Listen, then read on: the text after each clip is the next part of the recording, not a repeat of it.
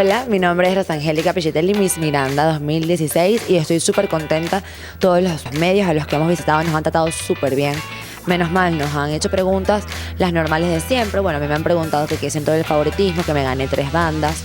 Y bueno, mi respuesta siempre ha sido la misma, que el favoritismo no lo da seguidores en las redes sociales. Gracias a Dios tengo mucha gente que me apoya y me quiere y eso se los agradezco enormemente porque eso te da como una motivación para trabajar y hacerlo bien cada día mejor, pero que realmente la ventaja te la va a dar que tú trabajes y te esfuerces todos los días para lograr tus objetivos. Esas fueron básicamente las preguntas que me hicieron a mí, pero en general se han portado muy bien, nos han tratado de maravilla y bueno, estoy muy feliz del día de hoy.